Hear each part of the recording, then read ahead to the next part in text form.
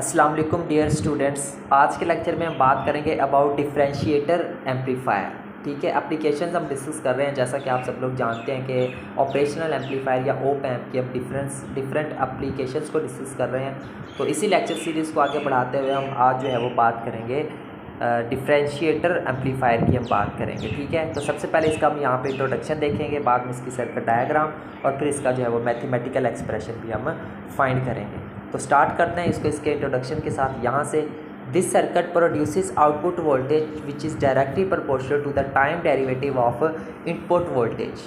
ठीक है, क्या होता है, ये हमारे पास जो है ऐसा एम्पलीफायर होता है या फिर ऐसा हमारे पास इलेक्ट्रॉनिक सर्किट होता है जो वो आउटपुट वोल्टेज को प्रोड्यूस करता है, जो कि क्या होता है हमारे पास वो डायरेक्टली प्रोपोर्शनल होता है किसके, to the time derivative of input voltage, यानी कि इनपुट वोल्टेज के टाइम डेरिवेटिव के, यानी कि अगर हम इनपुट वोल्टेजेस का टाइम डेरिवेटिव लेंगे तो उसके ये डायरेक्टली प्रोपोर्शनल होगा आउटपुट वोल्टेज। ठीक है, तो इस तरह के सर्किट को या फिर इस तरह के एम्पलीफायर को हम क्या नाम देते हैं, डिफरेंशिएटर एम्पलीफायर का हम इसको नाम देते हैं। ठीक है, मज़ीद इसके बारे में यहाँ पे इंट्रोडक्शन है। This is an inverting operational amplifier in which input resistance is replaced by a capacitor C. ठीक है, अब ये क्या होती है, ये भी बेसिकली हमारे पास एक जो डिफरेंशिएटर एम्पलीफायर है ये हमारे पास बेसिकली एक इन्वर्टिंग एम्पलीफायर ही होता है। ठीक है, और इन्वर्टिंग ऑपरेशनल एम्पलीफायर को हम बड़ी डिटेल में डिस्कस किया था।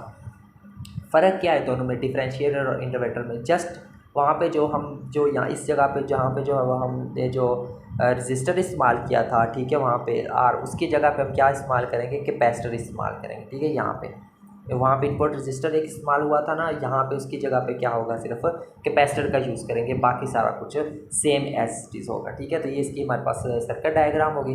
उसके बाद हम इसको फाइंड करते हैं एक्सप्रेशन इसका। तो यहाँ से by applying KCL eight node A. अब यहाँ पे देखें हमारे पास ये जो नोड ए है या फिर जंक्शन, इसको हम जी का भी नाम देते रहे हैं कुछ लेक्चर्स में, तो वही है, ये सेम चीज़ है। ठीक है, इसमें कोई परेशानी वाली बात नहीं है।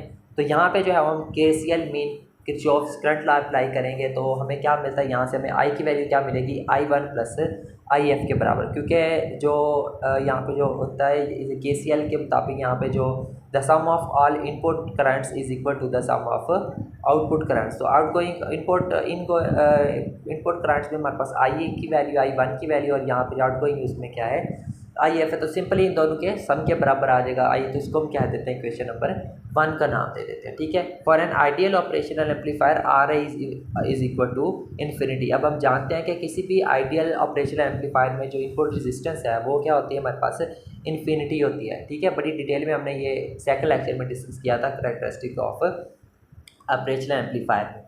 तो वहाँ पे हमने यही चीज़ देखी थी कि वहाँ पे जो आर आई यानी कि इनपुट रेजिस्टेंस वो क्या होती है, इन्फिनाइट होती है। सो यहाँ पे अब आर आई जो है वो हमारे पास इन्फिनाइट होती है, तो इसका मतलब है यहाँ पे ये जो I1 की वैल्यू है ये भी क्या होगी, हमारे पास 0 होगी। सो इसमें यहाँ पे 0 आ जाएगा, तो इक्वेशन नंबर 1 हमारे पास क्या बन जाएगी, I is equal to 0 plus IF, या फिर हम इसको कह सकते हैं I is equal to IF। ठीक है, अब हम क्या करेंगे, इनकी जगह पे हम जो है वो वैल्यूज पुट करेंगे। अब सबसे पहले बात हम यहाँ पे जानते हैं कि ये जो I है, ठीक है, इस I की जगह पे हम क्या लिख सकते हैं, dq/dt लिख सकते हैं ना।